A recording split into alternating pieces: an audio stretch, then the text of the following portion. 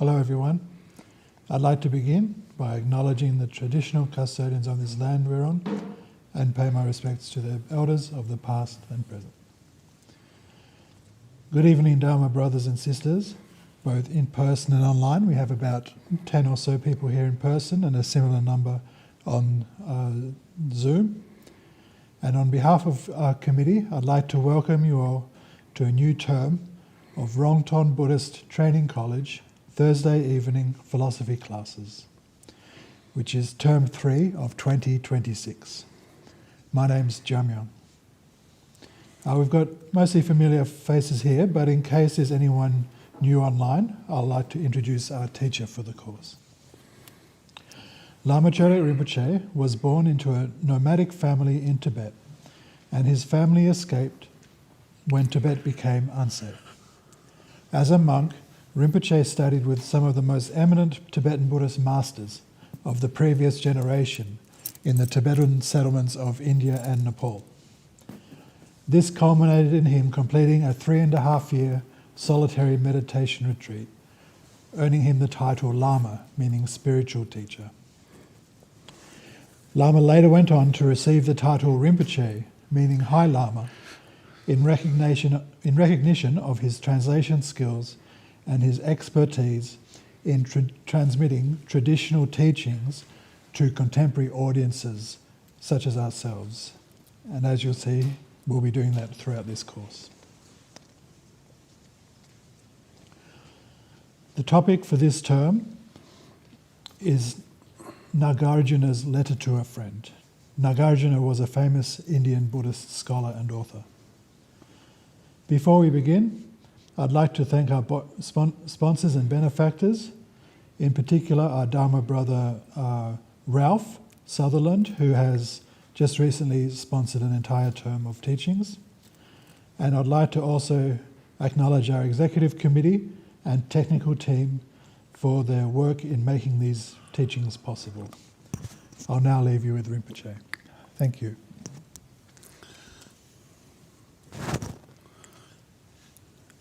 Thank you. Good evening, everyone. Everyone who are here and who are there, as well as those who will subsequently listen or watch these recordings. Thank you. So first of all, we'll start with the prayers. You should have the prayer in the black folder, the refuge and four immeasurables. And then we'll recite the Heart Sutra as well. The Heart Sutra, then we turn to page 9, and the Heart Sutra is on page 11. So please include everyone, not only those who are here and those you know need to be included. There are many people who are in distress and sufferings due to illness and aging and a death, if not their own, but someone else they know are going through, particularly exposed to many man-made disasters and war and conflicts. And so there's a lot of people who are not as fortunate as we are, living peacefully in this country, have the opportunity to study Dharma. So please send your lots of loving kindness, compassion, thoughts. As you sit there, not just listen to the teaching, but try to practice the teaching by sending loving kindness and compassion to those who do not have someone to love, or who don't get really loving kindness, only hating and resenting each other more. They thought they were loving relation, but it turned out to be exactly the opposite. There are lots of people in huge stress, and I know many people whose parents and whose loved one died within month after month, and others are facing similar things. So it's a great opportunity for oneself to see the teachings and make us see things, how true the teachings are, and learn to accept the inevitability of these situations, rather than resist and deny, become angry and upset. When people's ability to know and learn, understand the teaching is not there, they feel even more doubly stressed by this. So teachings is so to enable us to spread this knowledge and wisdom and skillfulness and gentleness to everyone. So join your hands at heart and let's do the refuge in the triple gem wholeheartedly. We'll recite that first bilingually, twice in Tibetan and once in English. The first one, and then otherwise the one we do once in English and once in Tibetan. I'll tell you which page to turn to. First on page 3.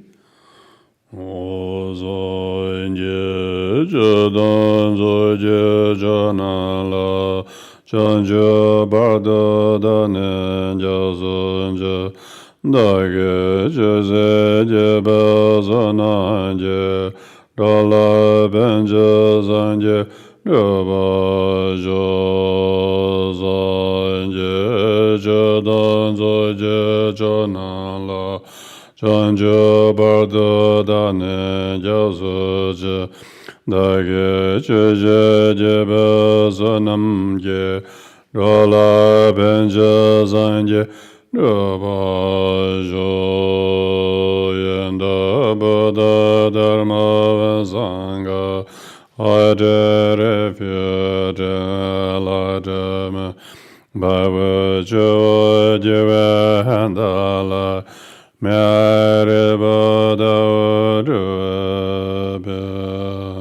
Zamja damja dewa dan deve judan dembara juja dunga je judan dawara juja dunga mebe dewa da me dawa juja nyere jada dan dawa Tanya ne bara joja samja damja dewa daen deve juda dembara joja donga je juda dawara joja donga mebe dewa daem dawa joja here jada dan deve Tanya la nebra joje me obis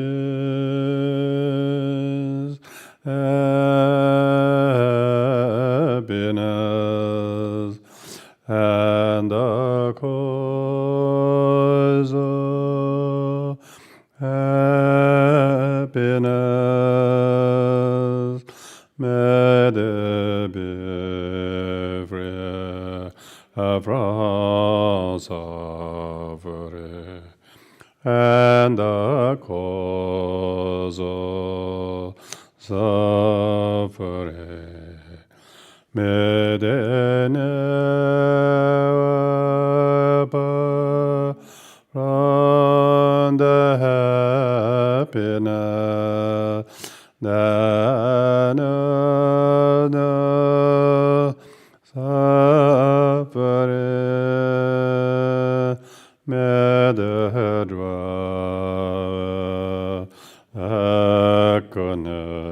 equanimity, free from attachment and avoid treacherousness and fall. Now we turn to page 9. Requesting the teachings. Samje namje samvada loye chera chadawa chejo tomo tibaye chejen gola godozo ego de intelligence and bread possession of it. The Yatanda Dharma Agrela Come. So now turn to page 11. We will do the Heart Sutra. Traditionally, we always do Heart Sutra before teaching, so this is a very special text. It's very formal text, so we will start the Heart Sutra in English. Perfection of wisdom is beyond thought and expression. Being unbound and unceasing, its nature is sky. I pay homage to the domain of the discriminating self-awareness, the mother of victors of the times. Thus I have heard at one time, the Blessed One was dwelling in Rajgriha on Vulture's Peak, together with the great assembly of Sanghas and great assembly of Bodhisattvas. At that time, Blessed One was absorbed in Samadhi on the enumeration of the phenomena called the profound illumination. Also at that time, the Bodhisattva, the Mahasattva, Superior Avalokiteshvara, was contemplating on the meaning of the profound perfection of wisdom. He saw that the five aggregates are also empty of inherent existence. Then, through the power of the Buddha, the Venerable Shariputra said to the Bodhisattva, the Mahasattva, Superior Avalokiteshvara, how should son or daughter of good lineage train who wishes to practice profound perfection of wisdom? Thus he spoke, and the Bodhisattva, the Mahasattva, Superior Avalokiteshvara, said this to the Venerable Shariputra. Shariputra, whatever son or daughter of good lineage wishes to practice profound perfection of wisdom should view in this way, they should correctly view those five aggregates also as empty of inherent existence. Form is emptiness, emptiness of form. Emptiness is not other than form. Form is not other than emptiness. In the same way, feeling, discrimination, composition of factors, consciousness are empty. Shariputra, in the same way, all phenomena are merely empty. They are without characteristic, they are not created, they do not cease, they have no impurity, they are not devoid of impurity, they do not decrease and increase. Therefore, Shariputra, in emptiness, there is no form, no feeling, no discrimination, no composition of factors, no consciousness, no eye, no ear, no nose, no tongue, no body, no mind. No form, no sound, no smell, no taste, no touch, and no phenomena. There's no eye element and so forth up to mind element, up to the element of mental consciousness.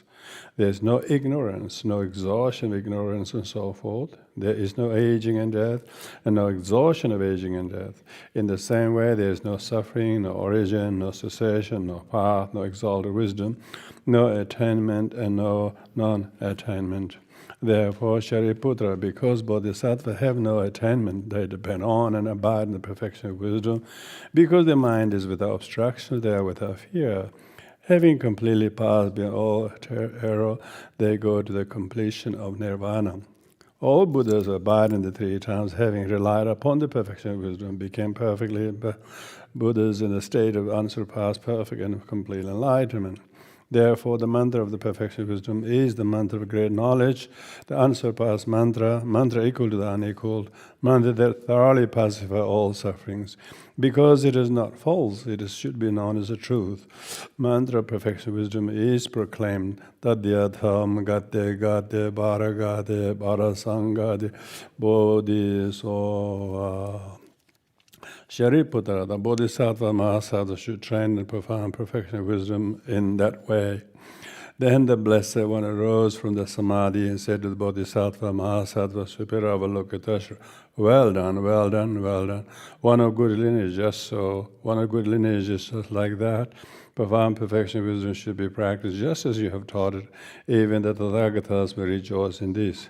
Blessed One having so spoken, the Venerable Shariputra, the Blessed One, Mahasattva, Superior Avalokiteshvara, all that are gathered there, and those that are gods, humans, demigods, Gandharvas were filled with admiration, praise the words of the Blessed One.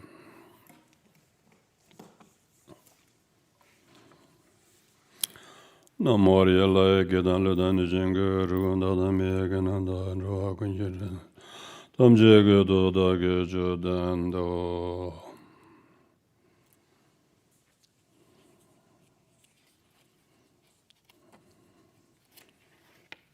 So the time that you have all given to yourself to be here with everyone, and everyone who has made it possible, as Jamila acknowledged, we truly rejoice our good fortune to be here with each other's good company and have the time to pay deep attention to the heart teachings of the Buddha that are captured in this beautiful writing called Letter to a Friend, called Surida Lekha.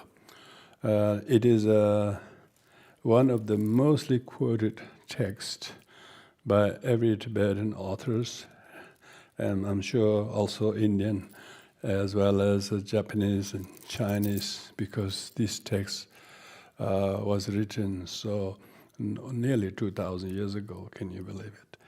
And it's a letter that is not out of date. It's still relevant to everyone who opens it. And it's written none other than Nagarjuna. Nagarjuna is almost regarded as only second to the Buddha. Everybody argues whose teachings are according to Nagarjuna's or not. They try to prove the others hasn't got quite right, and theirs is the only Nagarjuna's writings. So he's such a famous author. I wouldn't go much on Nagarjuna's personality and identity because I recently gave a talk, teachings on Nagarjuna on YouTube. So people who are interested, you can look at the Nalanda Panditas. I've given a whole talk on Nagarjuna's life. And we won't go about his life. But nevertheless, we would like to acknowledge that he came in early first century, maybe towards the first maybe 100, maybe 50 around that time, which is just maybe a little bit earlier than many of other well-known teachers, because everyone else is follower of Nagarjuna.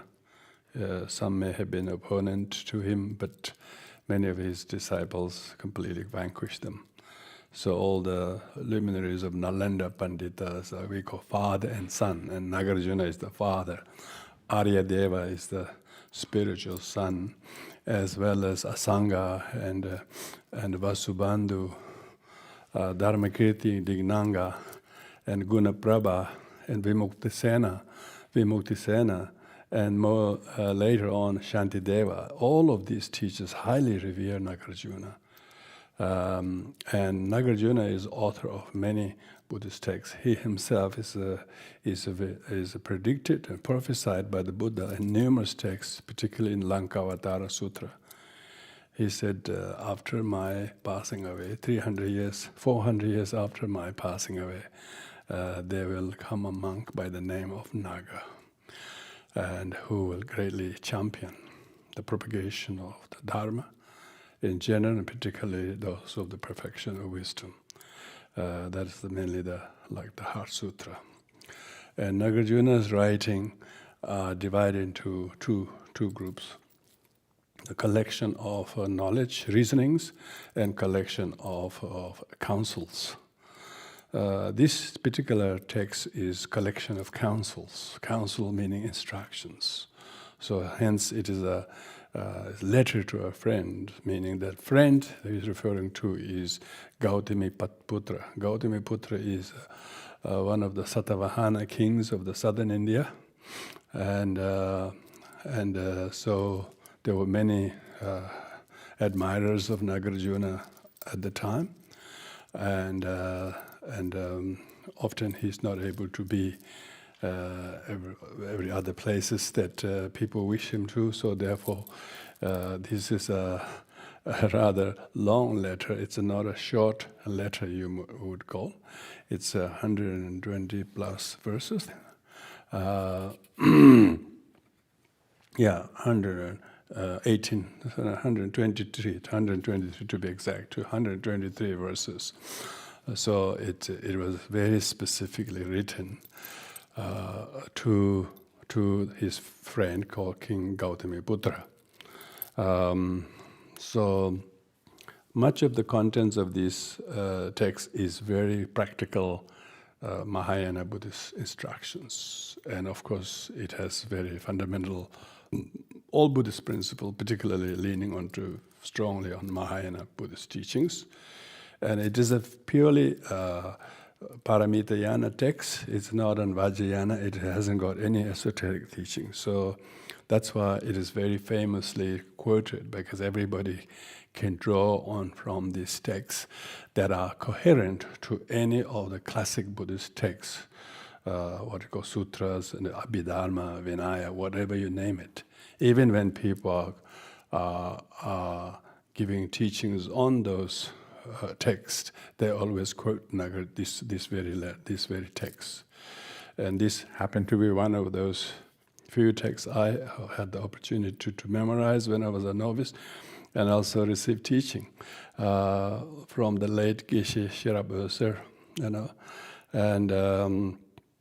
and I remember teaching this course 2003 at our 10-day retreat, and one of our keen practitioners, she also transcribed the whole teachings from that, and she has just sent the transcription as when she heard that we are doing this course again.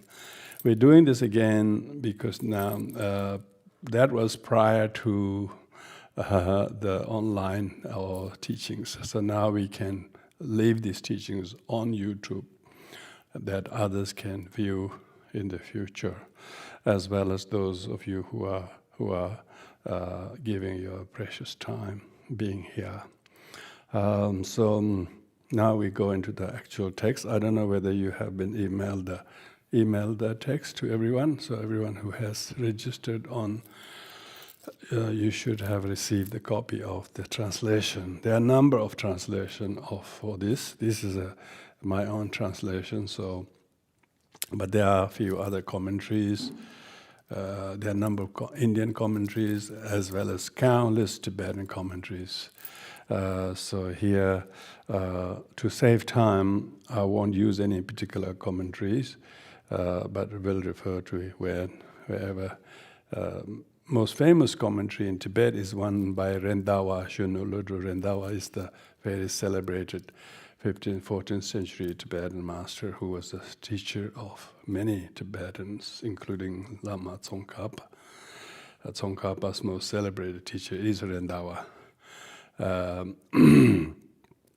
So I'll refer a little bit to his commentary where it's necessary, but I aim to finish this, reading this, all this in this term. So we have to make sure that we do cover a fair bit of the text each night. So the title is called Suhrida Lekha.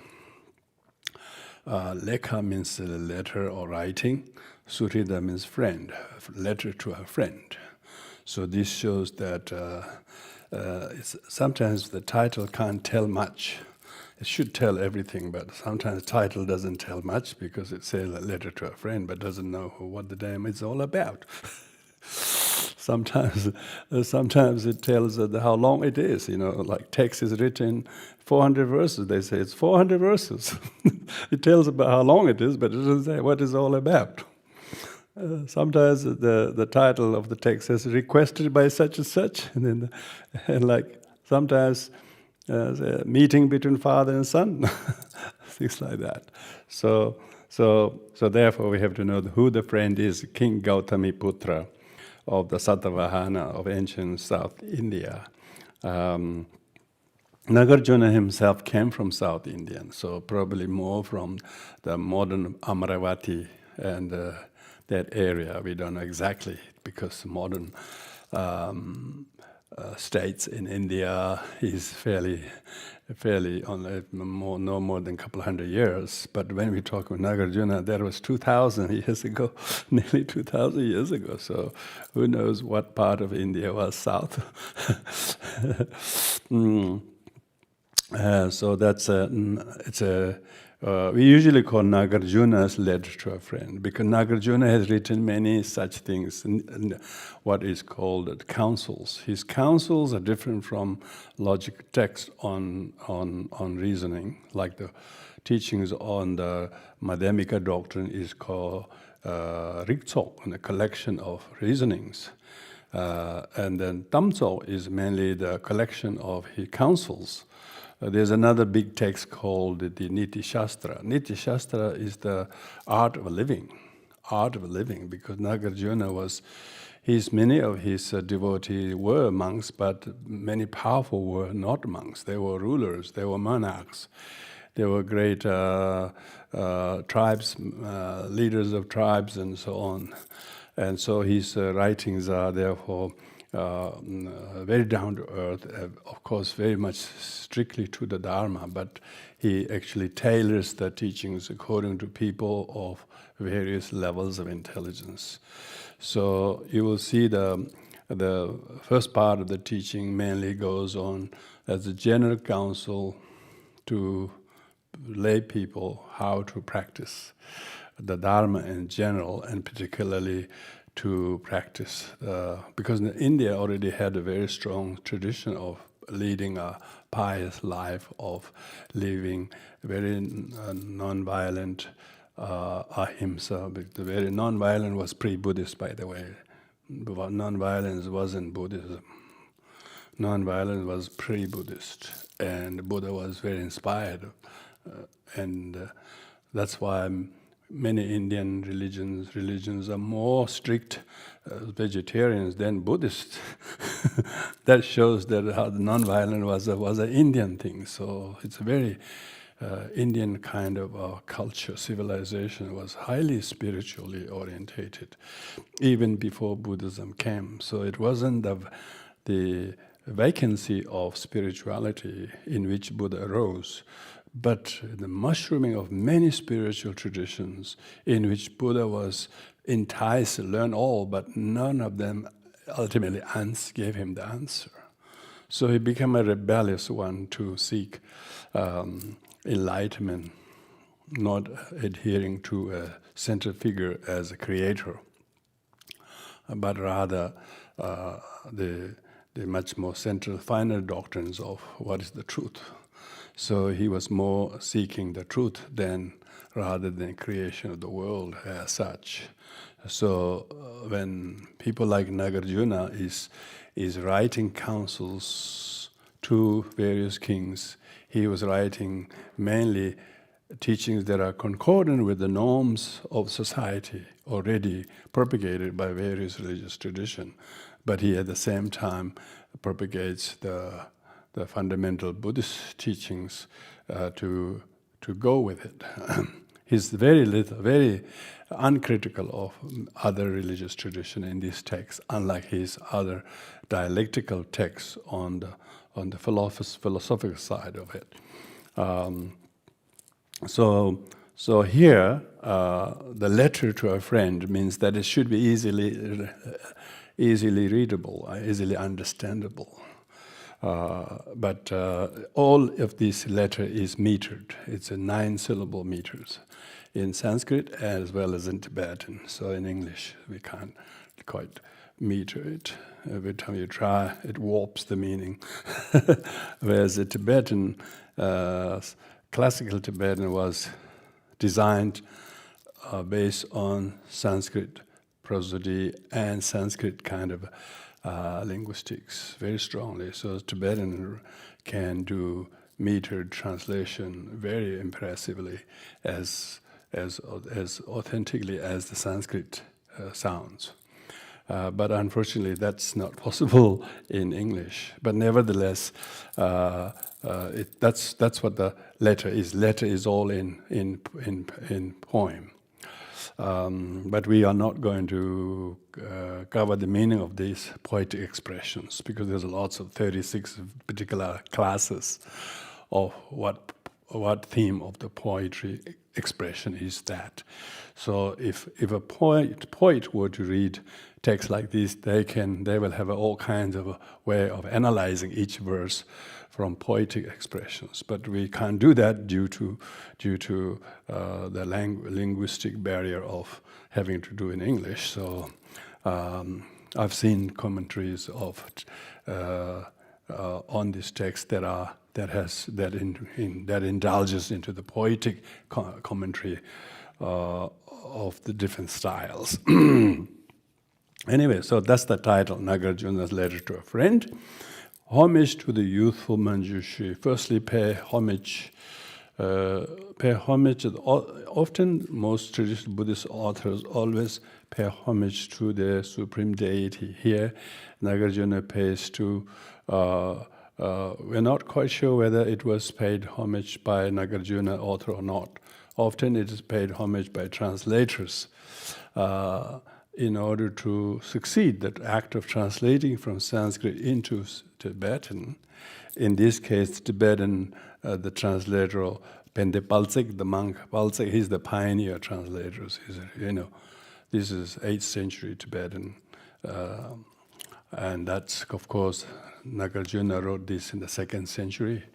And if you believe Nagarjuna lived 400 years or so, then who knows? But if you say Nagarjuna lived about 100 years, then it is within the 2nd century writing. 2nd century writing and then preserved in India all those years.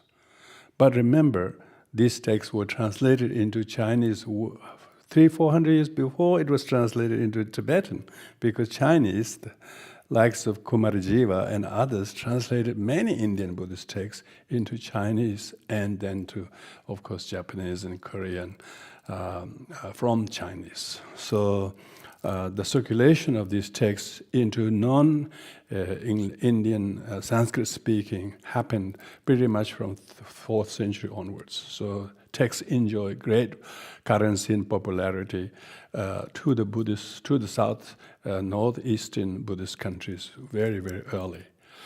The circulation in the Himalayan region only happened after Buddhism came to Tibet. Of course, how well it was circulated in Nepal, we don't know. We know that Nepal became a very important place where translators Tibetans first went and acclimatized the Nepalese culture and language and weather before they sort of brave to go to India, because India is very different from Nepal, and Nepal is not totally similar to India either. But nevertheless, Sanskrit is well circulated in Nepal, particularly among Buddhists. So the language in which the letter to a friend was circulated during those from 3rd century, from 2nd century till 6th century and 6th, 7th century was all in Sanskrit. Maybe in Prakrit, maybe in Upper Brahmsha, maybe in Pishatsa, number of 720 Indian languages, but very few have survived in original language today.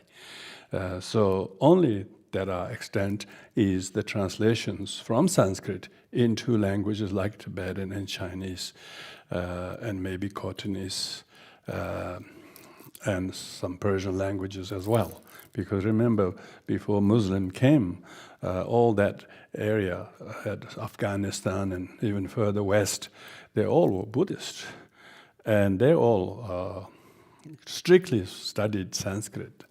And the modern state city of Peshawar in Pakistan was a great Buddhist center in the western part of that world, Takshila and Peshawar were great centers where people like Vasubandhu and Asanga brothers studied. So they were all studying in Sanskrit, and of course, when we talk about likes of these Nalanda luminaries, they taught and wrote commentaries in Sanskrit. They studied on the Sanskrit text, root text, and wrote commentaries in Sanskrit in, say, 3rd, 4th, 5th, 6th, 7th centuries. And all those Nalanda Panditas, all the during, we're talking about Nagarjuna is earliest. Nagarjuna has his own teacher like Rahula Bhadra, Saraha, and others. But it seems Nagarjuna became self-taught because even his teachers like Rahula Bhadra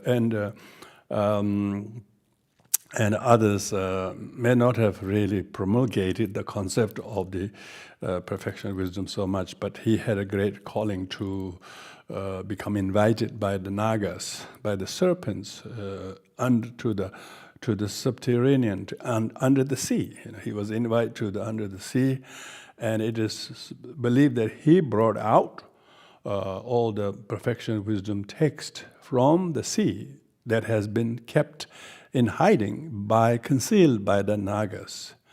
It is said that all those texts were too profound to be understood and commented during the time of the Buddha, and Buddha said that my future successor, Nagarjuna, will reveal and promulgate these teachings. And exactly, this is Nagarjuna who went to the land of the Nagas and then not only revealed these teachings, but at the same time he wrote his own masterpiece on the subject of perfection of wisdom, on the Mula Madhyamika Shastra, and a number of. Then he also faced quite a few critics, and then all the critics. The more he faced the critics, then he had to write to defend his thesis. So many of his 6 collection of reasoning, that is on Buddhist philosophy, on Madhyamika philosophy in particular, he did so because his writings attracted a lot of critics, and a lot of people disagreed with his writing. And to the non-Mahayana, among the non-Mahayana circles, they don't even accept the historicity of Nagarjuna. They think he's too mystical to be accepted. But they have actually failed to read his text. If they read his text like this, like all very, very councils, like texts of the collection of councils called Tamtsok. Tamtsok means it's more like a talk, Tam means talk, and he's giving instructions as a way of letter. The Niti Shastra, the what is called Prajnadwanda is the one text that is called Stuff of Knowledge, and then Niti Shastra, it is the art of living, and then this one Suri the Lekha. These are the came from the collection of instructions or counsels to how to live. And that aspect of teaching doesn't indulge himself in any complicated, thorny philosophical issues, because he doesn't attack anyone's views. He actually teaches the very thing that are concordant to pre-Buddhist values and norms that was already widely accepted, such as non-violence and chastity and whatnot. And so you will see how many of those are featuring in these texts. And that's why this became very popular to be taught, because it's not a very lengthy, complicated philosophical text, which most of the others are. Whereas this is a user-friendly. This is user-friendly, and it wouldn't go over your head, but probably will go into your heart. And that's why the Surhita Lekha, that has a meaning, word Hrida meaning it's a friend, is dear to your heart, So you're writing to your friend what is dear for you to share to your friend to know. And so that's why the this letter is very special. Though coming back to the salutation, homage to youthful Manjushri. Firstly, homage is paid here by, more notably, by the translator Surendra Bodhi and the Tibetan translator Kawa Palsek. They say there are three reasons why they pay homage. One is to express the humility of the translators, so that they don't translate it with their mere philological interest. These days, most people, when they translate, they're editing, they're making remarks, they're pointing faults of others, they try to prove they're writing, they're correct. There's hardly any expressions of humility.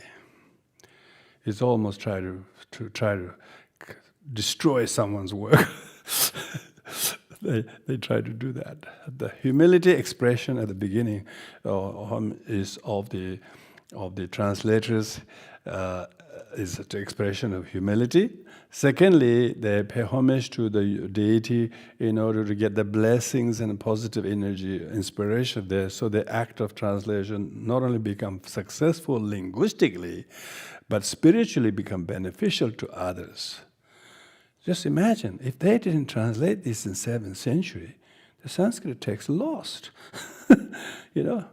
And there are some translation in Chinese and Japanese, but the Sanskrit texts are lost. So therefore, the homage paid by the translators has served the purpose to prolong the currency of this text, enjoyed as long as it has, by paying homage to the deities, asking their blessings, so the benefit of this will continue from generation to generations. So, paying homage to whom? Youthful Manjushri. Ever youthful Manjushri is Bodhisattva of wisdom, and which every practitioner in those days always receive a deity whose meditation mantra they resorted to, together with the study or meditation or whatever they did. They always resort to one deity or another. So Bodhisattva Manjushri here is regarded as the deity by both translators, and also to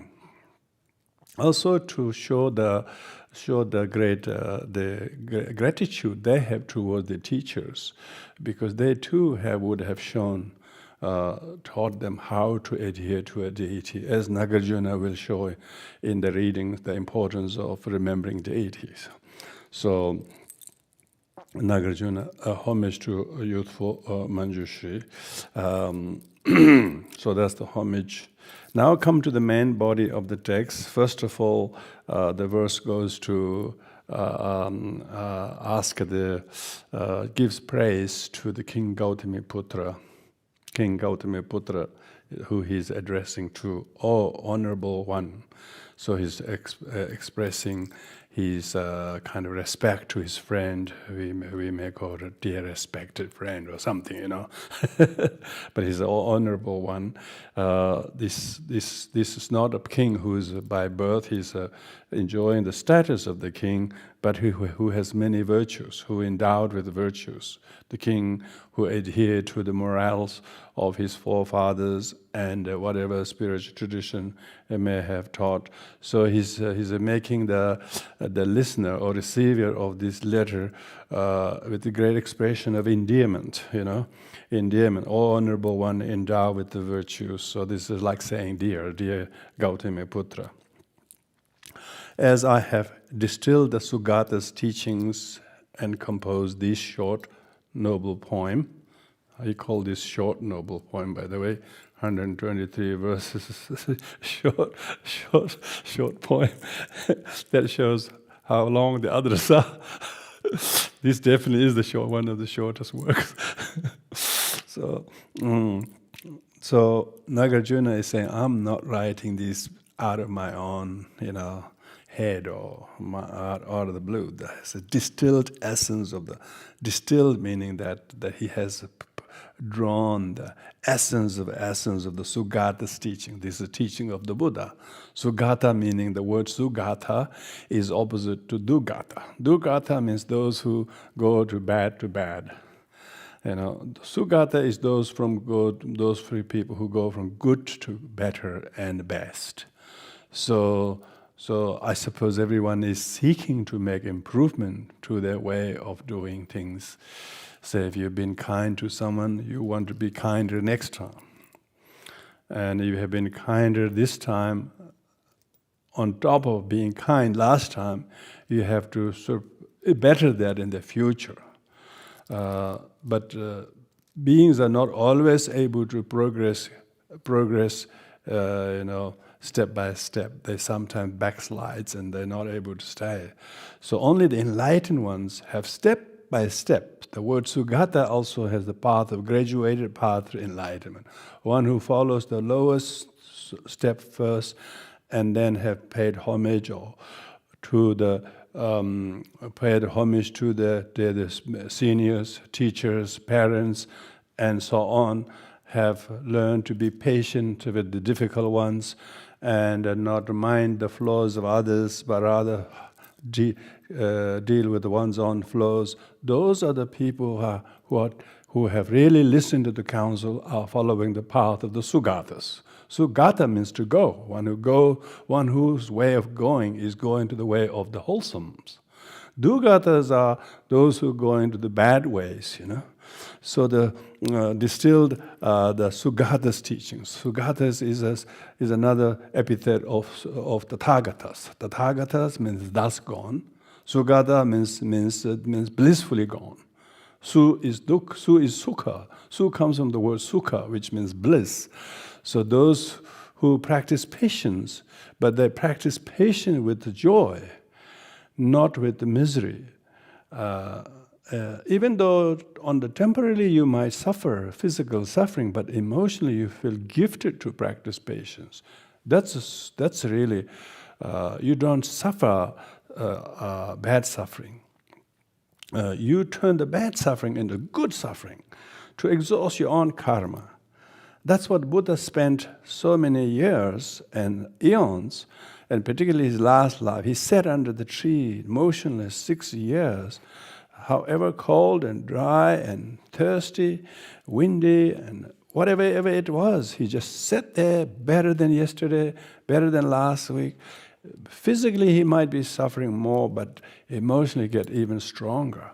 That's what the Sugata means. Sugata meaning that we need to also learn to be patient, generous to each other, improving where we used to practice rather than backsliding where we used to do. Sugata's teachings. So only the enlightened ones have such a footprint, how they made small, gentle beginnings, and how they slowly and consistently made progress without backsliding. So Sugata has meaning of that, with Sugatas.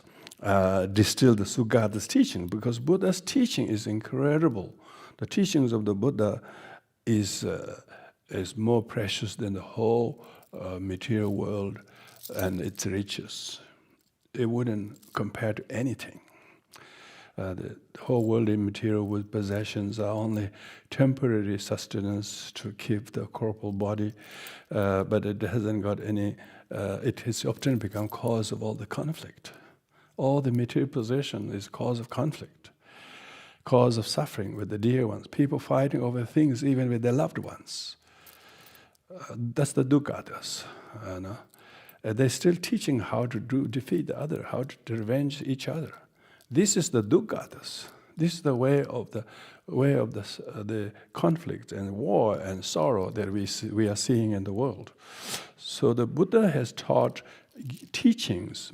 Teaching means that makes people to see that they cannot see otherwise. They need to have their eyes open by hearing the teachings. So therefore Nagarjuna is saying that I'm writing this as the distilled essence of the Buddha's teaching and composed this short noble poem. He says, I wrote this exactly. So he said, what I'm writing is not just out of something, thin air. This is based on the profound teachings of the enlightened one. And I've written this in a form of poem, which he has. It's actually, as I mentioned, he's written in a very beautifully metered poem. So that you may, why? What's the purpose of you writing this? I'm writing this poem. So he's talking about, firstly, who he is writing to. And second is basis on what material he's writing about, yeah? And then the third is the manner in which he writes is the actual poetry, expression of poetry.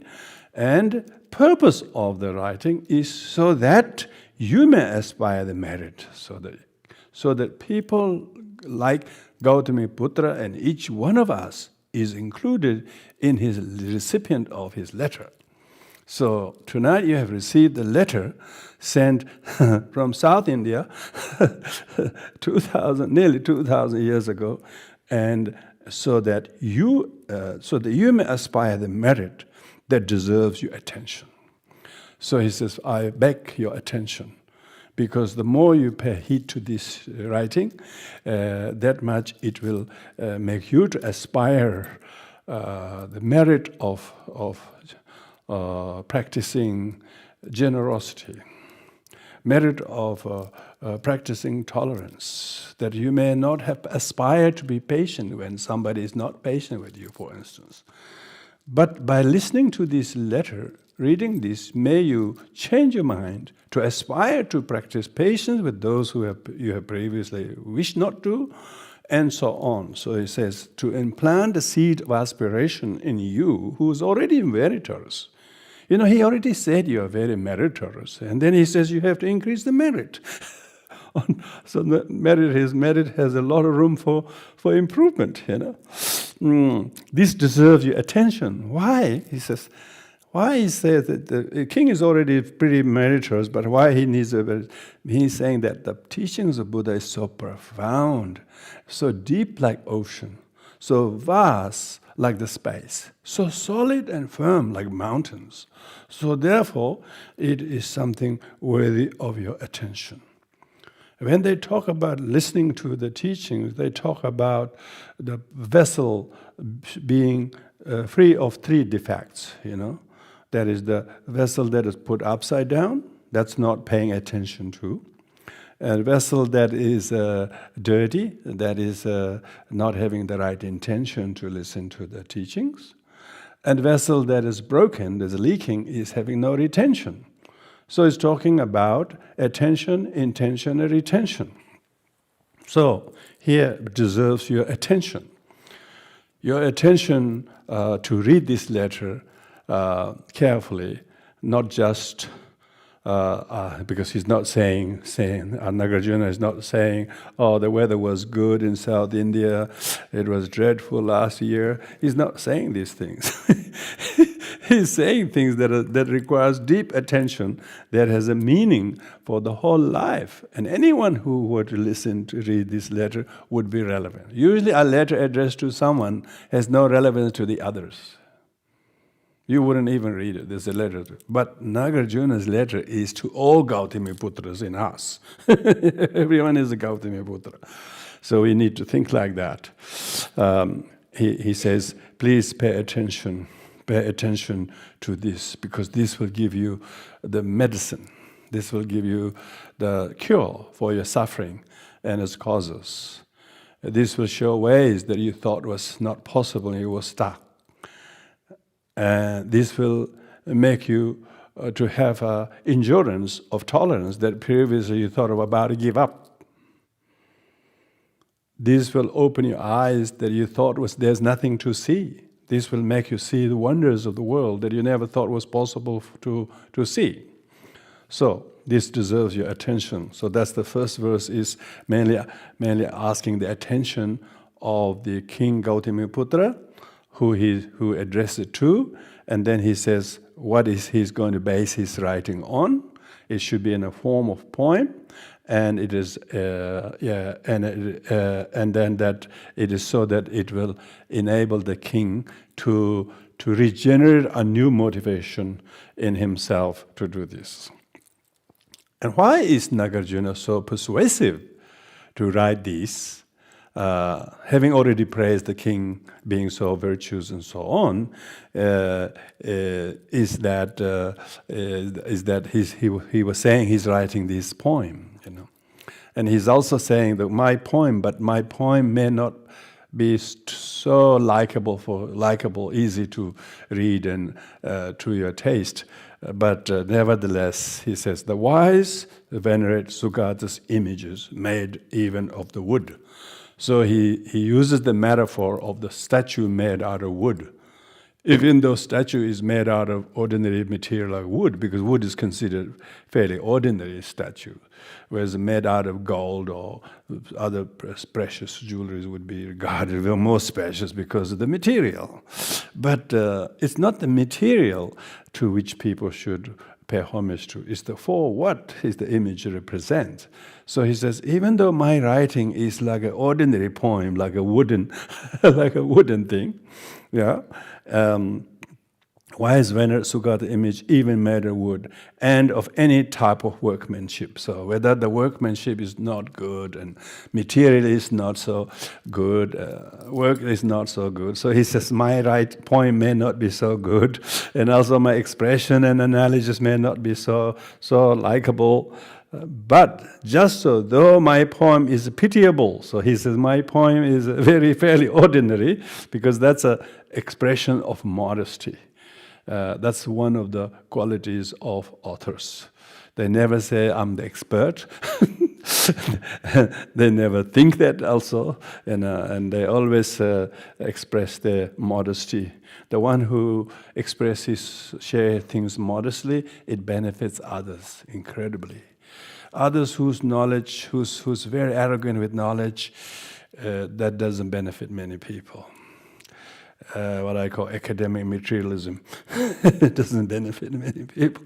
Whereas a spiritual humility definitely benefit. Of course, Nagarjuna was not really too modest to be saying his writing is pitiable. How could a pitiable poem gets read 2,000 years and translated into 40 languages? So it mustn't be pitiable, Scorn it not, for it is based upon the description of Holy Dharma. So he says, please do not mind my poor writing, my poor composition style or whatever, because the contents of what I'm expressing is the Holy Dharma. So just as people will worship even statues made out of clay or wood of the Buddha, never mind what is workmanship, they will honor it. Likewise, never mind poor composition of my writing, but since what I'm writing is based on the Buddha's precious teachings, please do not overlook it or look down on it. Look down on it. So this is, of course, an expression of modesty. At the same time, he's talking about the holiness and sacredness of the subject matter that he's going to talk. He's not saying this is my original writing, this is my own research and all the rubbish that these days we have to do. People produce nearly 700 footnotes. They say this is my original writing. Gosh, it's so crap. That's not true. It's based on all these writings of others. So here, Nagarjuna is saying, this is all based on Buddha's teaching, so never mind my poor writing skill. So he says, maybe what I'm writing is already something you know already. Maybe I really don't need to say. But he says, because what I'm writing is maybe already something that you already comprehend. So maybe you might think, what's the point of me reading this again? I know this already. And in order to avoid that danger, he captures the sentiment, though you may have comprehended all the exquisite speech of the great sage. So he doesn't assume that King Gautama Buddha is totally new to the subject of Dharma. He says, though you may already comprehend. You may have heard or read or studied these things of the great sage, because Buddha is like the sun, and nobody can say they haven't enjoyed sun in their life, can they? So Buddha was like the shining sun of India, and particularly in those heydays. 2nd century AD India was the golden era of Buddhism in India.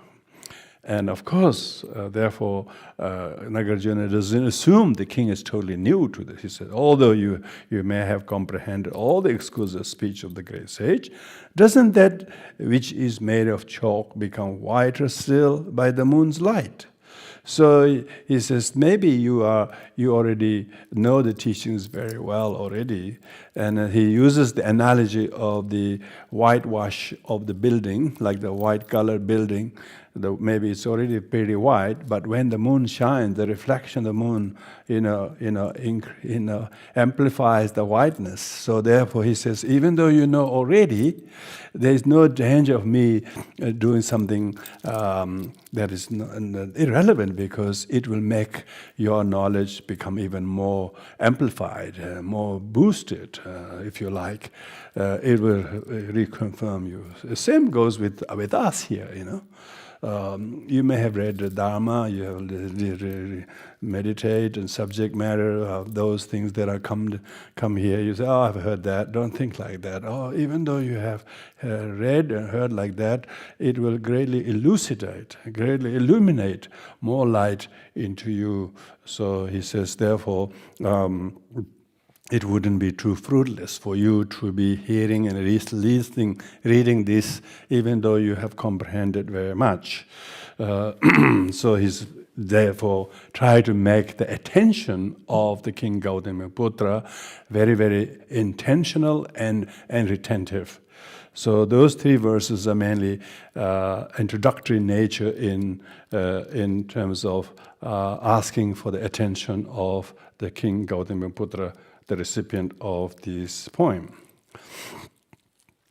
Now he goes to give counsel to the instructions to his instructions are divided into the general lay people as well as to the monastics, seeking not just happiness in this life but also higher rebirth in the future, as well as those who wish to attain complete liberation. So you will see how Nagarjuna built his argument, the sequence in which he weaves the teachings. Verse number 4. The victor emphasized the 6 recollection: Buddha, Dharma, and Sangha, generosity, morality, and deities. Recall each of their sets of virtues. So first of all, Nagarjuna instructs the king Gautamiputra to practice 6 recollections. 6 recollections are divided into 2, 3 refuges, that Buddha, Dharma, and Sangha, as well as the teachings taught by by following that, remembering the Dharma.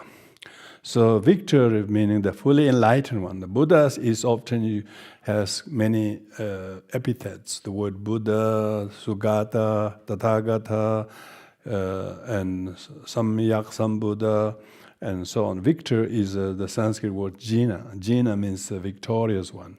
The victorious one refers to one who has defeated his or her inner foes. Usually, ordinary worldly people see the foes, enemies, externally, someone else's, their actions. Those who are not in Dharma always are looking at that. They say how to deal with bad people or difficult actions of other people. So this is like this mundane world is always about how pointing someone else as the wrongdoer and the foe, the enemy there. And they even wage wars to kill the external enemies, and then they think they're victorious when they succeed to kill them. So here the Buddhists use the concept of is the enemy within, one who has recognized, who can recognize the enemy within, instead of wasting time in pointing and naming to external things. That's not a victor, that's a loser. It's the losers go on always pointing flaws of other people. They are true losers. The victors are those who take stock of their own flaws, physical, karmic, emotional, and cognitive. There are three enemies. We have, usually we call true obscuration, afflictive obscuration and knowledge obscuration. But affliction and karmic. So you can, let's do these two. And then cognitive is the knowledge obscurations. So here the victor refers to one who wastes no time in apprehending external alleged designated one's own objects of enmity, labels others as enemy. The true victor is one who wastes no time in seeing the flaws of others, but rather flaws of one's own affliction and karma and selfishness. The one who has not only apprehended these three enemies within and have overcome them completely and totally earns the name victor. So the victor is an important Buddhist terminology, which means one who has defeated inner enemies. The victor emphasized, I mean, the Buddha taught, it got to be right, Emphasized, meaning he reiterated, emphasized as a meaning of Buddha, stress the importance of 6 recollections. These 6 recollection meaning you have to first know what they are, then recollect them later. You can't recollect something what you don't know. So you have to first know what Buddha is, what Dharma is, what Sangha is. The Buddha refers to someone who's completely enlightened, who has exhausted all faults, karmic, afflictive, and cognitive obscurations, who is possessor of all the 3 qualities of compassion, wisdom, and power. So we firstly list the knowledge. His knowledge is omniscient. Buddha is the Samyak Sambuddha, perfectly enlightened one. He knows the past, present, and future, and causes of everything. If he were to explain the causes of everything you and I are going through in a life and so on, why we have this, why do we don't have this, he can tell exactly what are the past karma that we created there and then in that life, and has therefore ripened that result in this life in such and such form, whether good or bad or whatever. Every shades of karma that we have created in some distant past, but that we haven't got a clue. Buddha can see all the causes and condition of conventional phenomena as well as ultimate reality. So Buddha is the therefore omniscient one. He's not only omniscient, but his kindness, his compassion is to all sentient beings. His compassion is universal.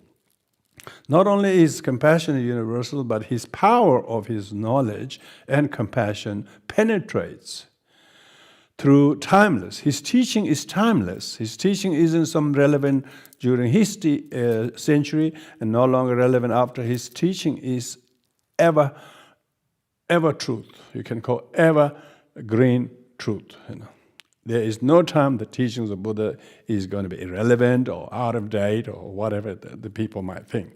So that's why the Buddha is the one who taught the 6 recollections. So we have to know the Buddha is fully enlightened one. And if you know a little bit about Buddha and his history and biography, that's a conventional biography of the present life's Buddha. But his past 3 uncountable eons during which he worked as a bodhisattva, most times in non-human form, as animals, as a cat or a dog or horse or elephant, and you can see the past lives of all the Jatakamala stories tells all the past lives of the Buddha. It's not just he didn't become enlightened in just the one last life that we know of as the historic Buddha. So we have to know whatever you know the Buddha by merely getting to know his qualities of compassion and wisdom and power. Power meaning that power isn't some kind of esoteric power Buddha has. Of course he does. But how much the teaching is changing you in the way that you thought you never would. people thought they were always wronged by him. But at one moment they pay heed to the teachings of the Buddha and meditated, and then they have completely changed their mind. His teaching has amazing power for people to lose their wrong view and gain the right view. And it gives them the sight to the blind, give them the hearing to the deaf, and that kind of penetrative insight and wisdom only could have come from fully enlightened one's knowledge and range of vision with which he can penetrate and reach so many people. Of course it does.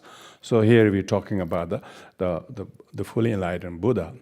And the Dharma is the true Dharma, what we call the scriptural Dharma and realizational Dharma. The scriptural Dharma teaching that we read and hear the concepts. Firstly, we become familiarized with the concept. Secondly, it comes to make us to realize. It gives us the wisdom and the knowledge and compassion, like the Buddha hymns, Buddha's compassion. We get a small culture of the Buddha's compassion and wisdom and power by listening to the scriptural Dharma, and then we study and meditate and practice, and then we have acculturated the compassion. We have acculturated the wisdom and patience and the joy of not doing ill will, and joy of not doing greed, and so on. So this kind of what do we call the Dharma is realization Dharma. I mean, I'm sure, the fact that we have this adherence to follow the Dharma is because it has sweetened our life, which was otherwise very sour and bitter, so painful. Until we really discovered Dharma, we were in a mess. But once you acquire Dharma, and then you realize how true, how medicine, how precious of prayer. What do we call precious? How gem the Dharma is, particularly when you practice it. You cannot practice unless you believed in the Buddha's words, unless you read them, unless you heard them, unless you contemplated them, unless you rationalized them, and then it came to your senses, the joy of not doing ill will. It's not about who did what, but what you don't do.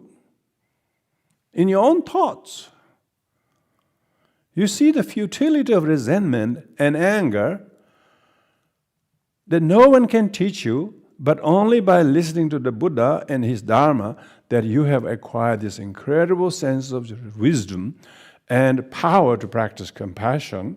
Equips you with amazing range of compassion, not only to one or two, but whenever, whatever situation arises, that same recipe should be applied. Because you don't do ill will anymore. You don't do resentment anymore.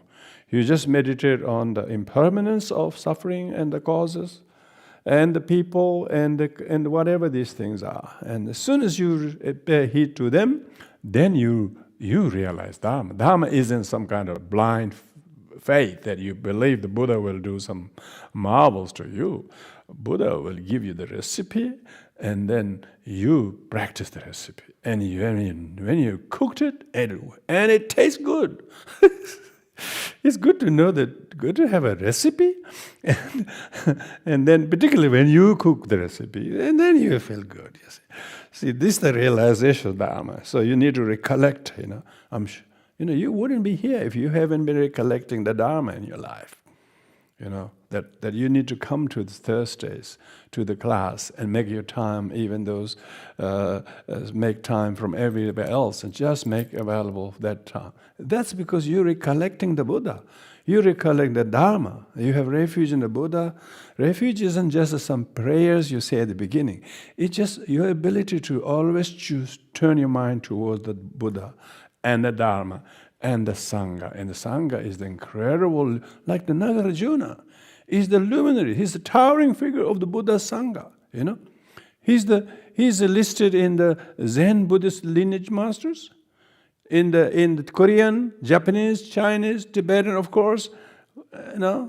So he's like undisputed lineage masters who are sanghas. When we say lineage masters or gurus, these are all sanghas basically. In the Mahayanistic or Pan-Buddhist language, all the lineage gurus are sangha members. They're all sanghas. Ordinary sangha, but some are realized sanghas. Most people are ordinary sangha in form only. Until they reach the arhathood or higher, of course they themselves are practitioner sangha. They are all trainee sanghas. And those who are realized sanghas, of course, Nagarjuna and many of the luminaries, they are realized sanghas. They wouldn't have left such a legacy as they did unless they are a realized sangha. They were Buddha. Buddha didn't prophesy everybody's name, But he only prophesied those who are realized and who will be realized and who will do amazing work for the Dharma.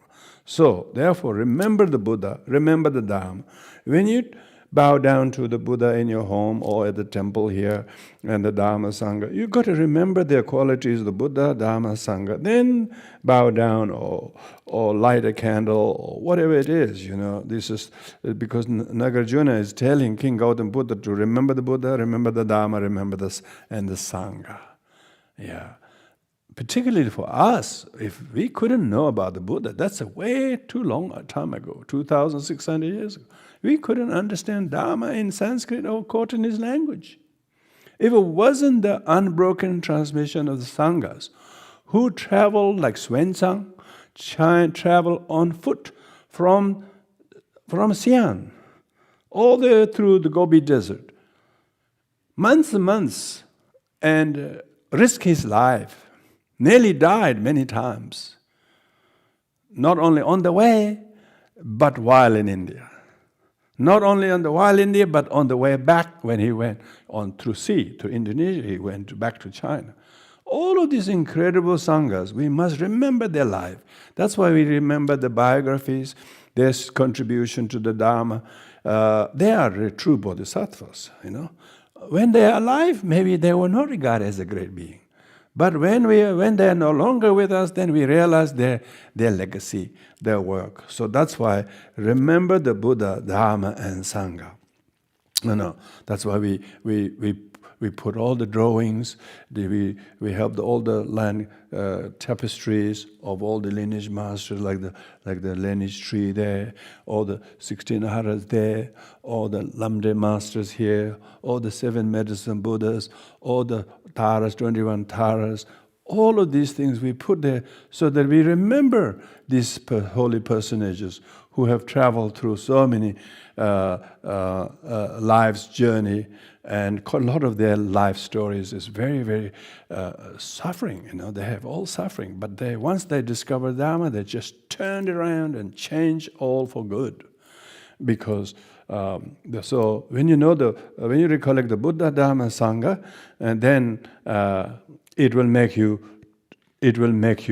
that you have some role models. We have some role models. You shouldn't be upset or discouraged by the unruliness of sentient beings who have lots of karma and difficulties. You should develop compassion to them. Because when you have refuge in you with the triple gem beside you, Buddha, Dharma, Sangha, you remember, then you will practice the next 3 recollection. Generosity, you practice generosity.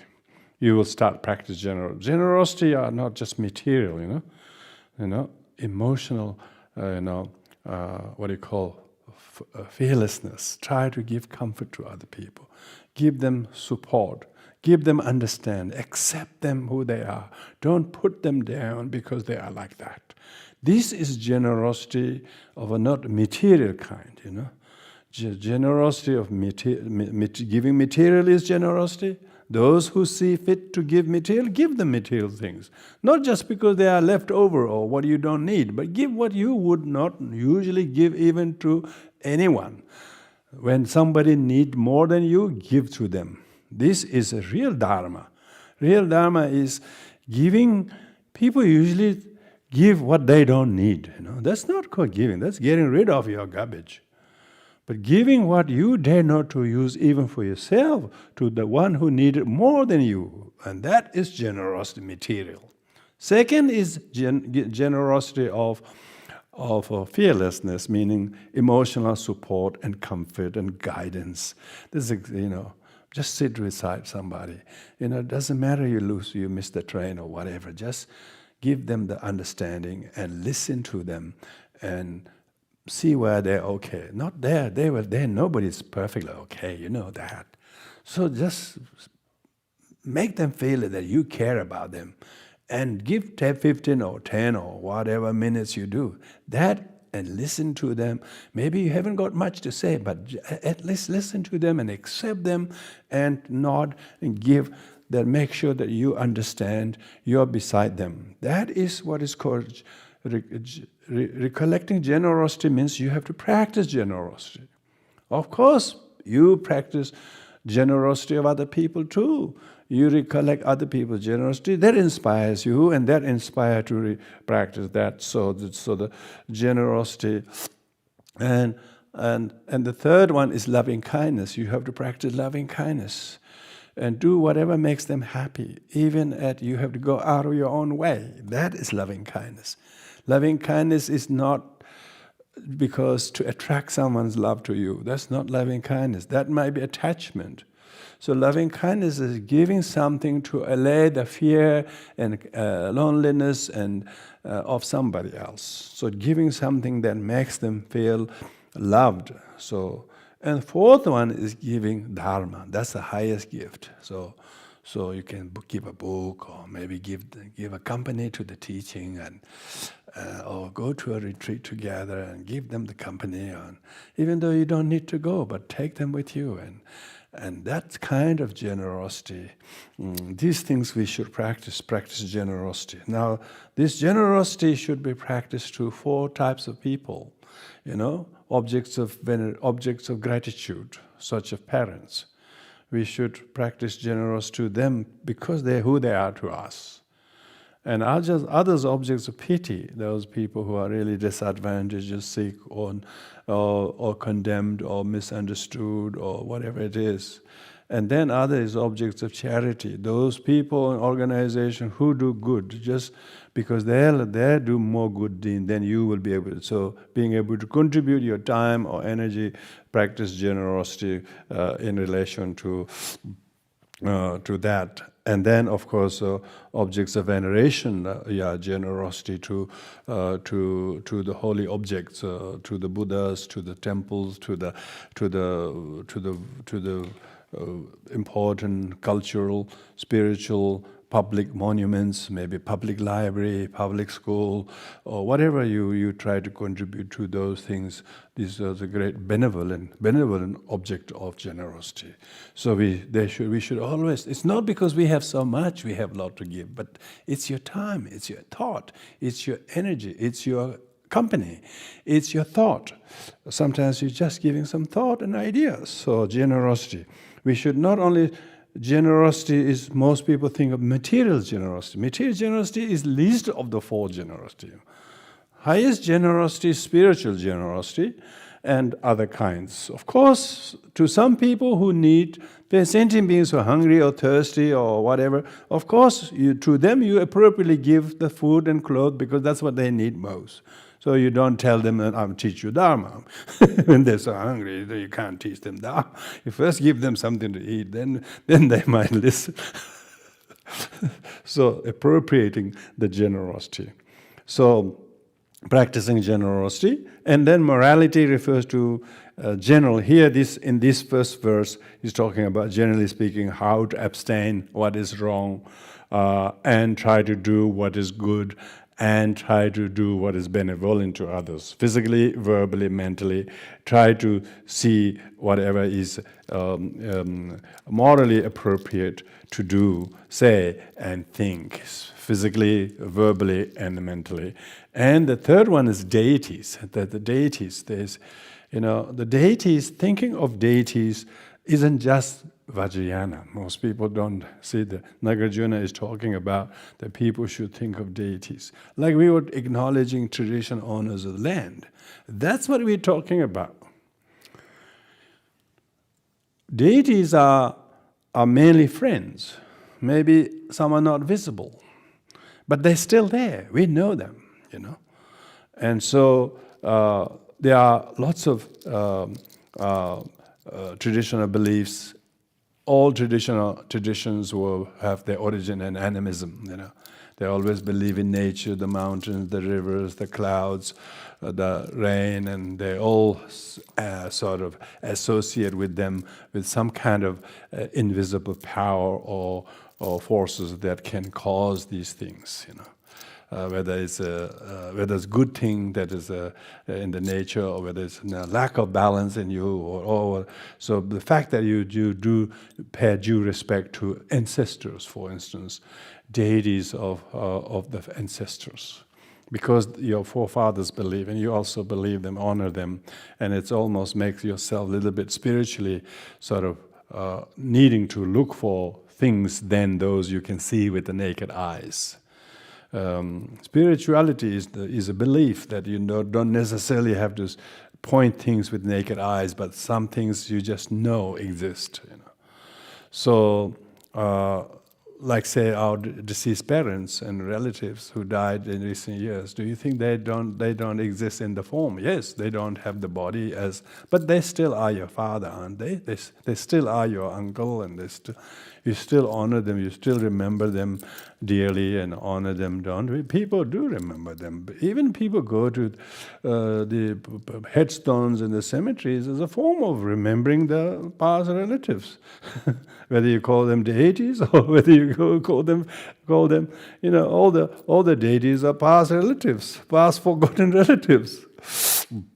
So, because in India is polytheistic culture, remember? Particularly even these days it is, let alone those days. And so Nagarjuna can't say, "Oh, please don't believe in those deities." Buddha said there is no deity. He didn't say that, So he's very, very respectful of the norms of society where they have deities for everything. India has deities for everything. You wouldn't believe. The most Indian cab drivers, it looks like they need 3 or 4 hands because they're driving like this. Every nooks and corner street, they have to go like this. They have to go like this because they know there's another temple there. There's another shrine there. They're always saluting all instead of. Well, nearly they didn't drive you properly. They're busy just saluting all the deities. You can see the Indians always remembering their deities. I think it calls for one's ability to become spiritual, the idea of remembering deities. Recall each of their sets of virtues. Each of their sets of the virtues of remembering Buddha, And the people therefore deliberately try to have a Buddha image in their home. And Dharma scriptures, the Dharma books they keep in some particular place. And if they have pictures of the bodhisattvas or arhats and sanghas and lineage masters, they put them there too. So there's this kind of tradition came from this, as all teaching as gold. Like this saying, you should honor them. And even when we travel, they say our prayer books usually have the Buddha images and the text, and the last page has the deities. They always have this. Every prayer book has a Buddha image at the beginning, and the text is Vijayadharma, and the deity is somewhere else. Always it's a portable shrine, so to speak. These days, your smartphone is portable shrine. If you download them, it's got everything there. So you don't have to carry a huge bag carrying this statue, this mala, and all. You can definitely have them, and they have actually made some portable shrines these days. You can have. I have one book that has a half a dozen. You can open one. There's a medicine Buddha shrine, and then you fold another. It becomes a white Tara. Another one is like that. So you can carry them. It's a small book, but it's become a portable shrine. Being able to have some holy special objects wherever you go influences your mind. We are always object influenced subjects. So we have to make sure that we have certain object that does have certain sacred spiritual reminders, because we're so forgetful. So that's why remembering the Buddha, Dharma, Sangha, generosity, morality, and deity. So we call each of their sets of virtues. I mean, it's their benefit. How much they change you for the better. How much they calm you and restores your goodness. And then now he goes to more specifically what those morality is, for instance. Constantly practice the 10 path of virtuous actions. So he's talking about practicing the 10 wholesome ways through body, so such as the 10 paths of virtues means 10 abstention from non-virtuous deeds. Abstention from killing, stealing, sexual misconduct. Those are the three virtuous paths of the body. And 4 abstention from negative use of speech is not telling lie and not engaging in slanderous language and harsh and idle talk. So abstaining from them. Always make sure that watch your mouth, what you're saying, and learn to practice self-restraint verbally. And so that's verbal virtuous actions. Of the fact that you didn't say anything at all is not a fault, but it is a virtuous action. So it's a virtue that you kept your mouth shut, because it can only cause more problem if you express your neurosis. But if you restrain your bad thoughts and not to put into speech, because you are foreseeing the harmful consequences to you and them in the future. It's not a question of who's right or who's wrong, but who's kind not to make things worse. So being able to exercise restraint to avoid adverse consequences in the future, because you can foresee. If I say this harsh language, this judgmental language, this slanderous language, this abusive language, it's not going to be beneficial to them and me and our future and at all. So it is that kind of self-control. Basically, it's thought control. But Dharma is to make yourself to see your thoughts and words and deeds that are improper, and being able to conquer them, restrain them mindfully. You therefore abstain from bad mouthing verbally. So that's why the virtuous actions of speech. And then virtuous actions of mind. Virtuous actions of mind is the covetousness and ill will and wrong view. These are 3 negative thoughts. The first is covetousness, is to do with craving and desire and greed. So one should be contented with what you have. We are not not in nature not to desire. We're always desiring, but here desire to be contented. If you desire to be contented, that's not a non-virtuous desire. And then you have very little covetousness. If you have no covetousness, you don't feel jealous or envious, and you don't have self-loathing. Poor me, poor me. You don't think, I'm glad I don't need that. That kind of contentment, whether it's things or possessions or positions or whatever it is, be contented. So that is a virtuous actions of thought, is not being covetous. And not harboring ill will, not harboring ill will. So it means you have to practice goodwill. Instead of feeling ill will and loving kindness, may all beings have happiness as a cause of happiness. May he be well and happy. May he be free from the sufferings and cause of suffering. When they are in your range of kind thoughts, that's amazing. They are in your range of kind thoughts. May such and such be free from ill will. May such and such be free from fear and anxiety. May such and such people be benefited by my listening to the Dharma, meditating this. These are the wholesome, virtuous ways of the thought. what we call metta bhavana they call, and meditation, loving kindness meditation. We sit quietly, not doing nothing. We sit quietly, sending loving kindness, and try to stop the ill will. And maybe we are reciting the mantras. Outer form may vary from form to form, but mainly we should always meditate loving kindness. And that is the virtues, wholesome ways of the mind. You're minding this mind.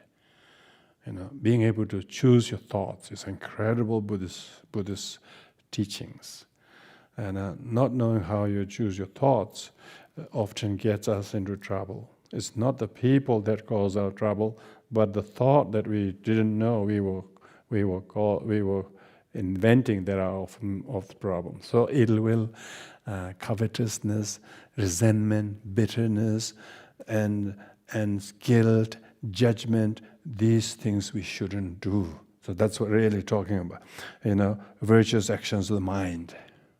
So these three, physical, verbal, mental, are listed in these three order because physical is merely gross, verbal is next, and mental is very, very, very subtle. People don't know their non-virtuous thoughts.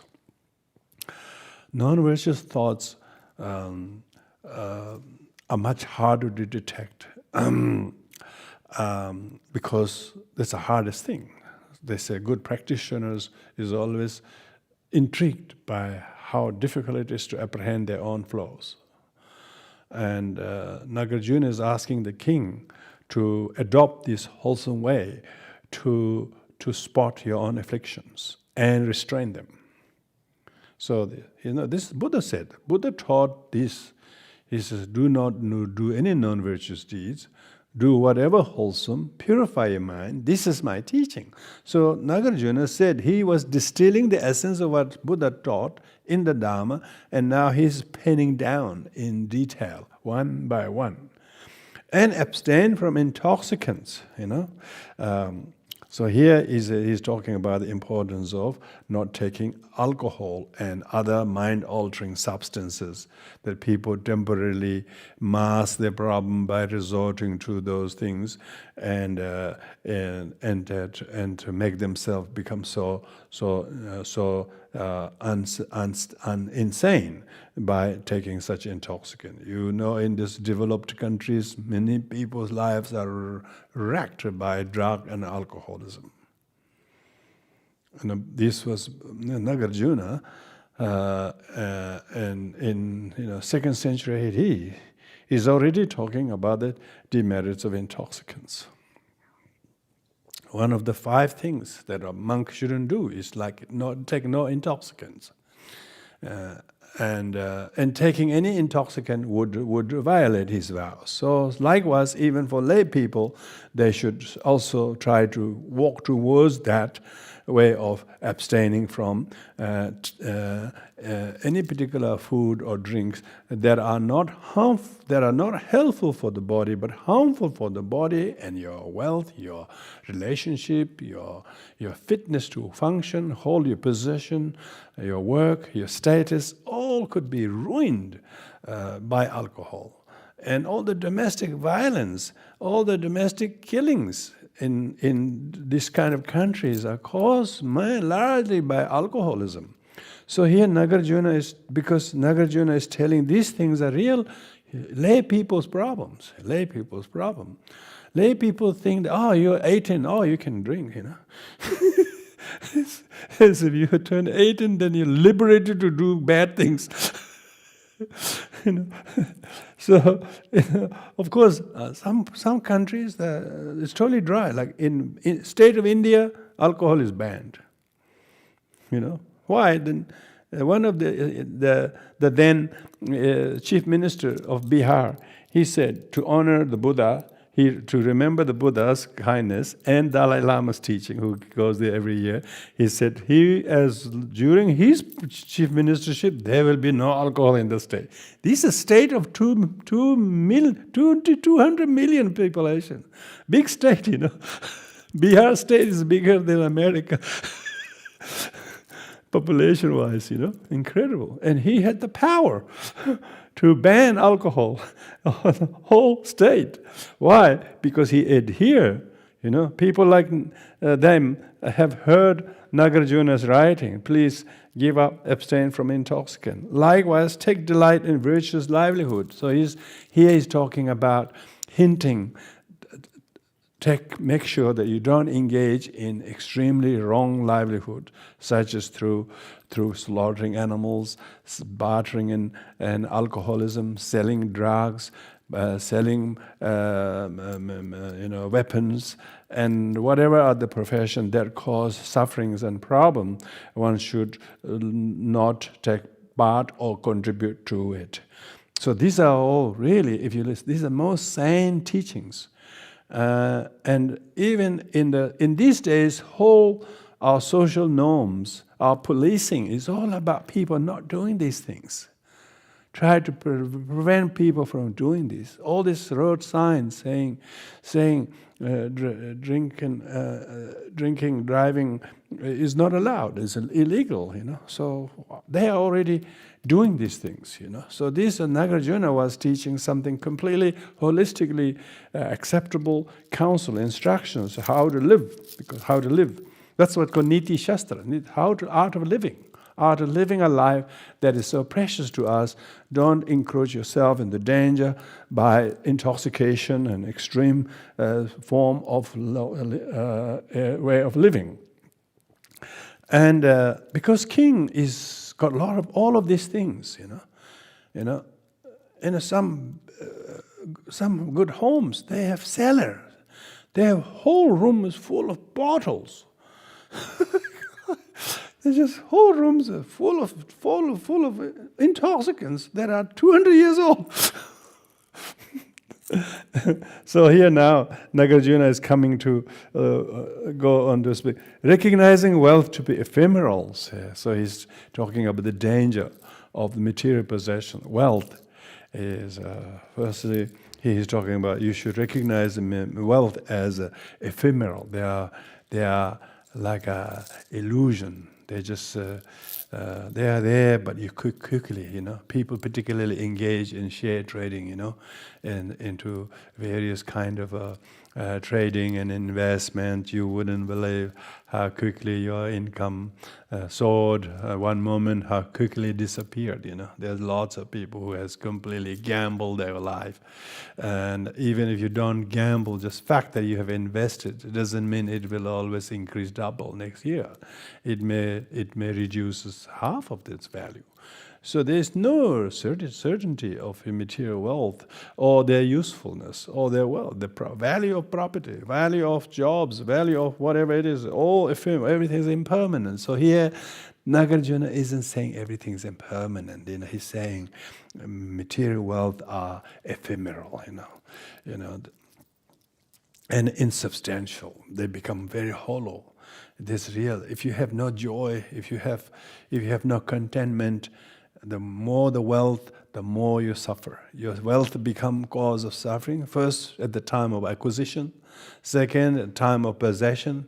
Third, at the time of liquidation. So there's no time that one ever enjoys at the beginning, in the middle, at the end, at all. It's all sweat and tear and blood. And people have fought with brothers. People have fought their uncles. People have fought their sisters. Take them to court over ephemeral material possession. They're willing to lose their sister over a couple of $1,000s. People are so senseless. They're so losing their mind to the material possessions.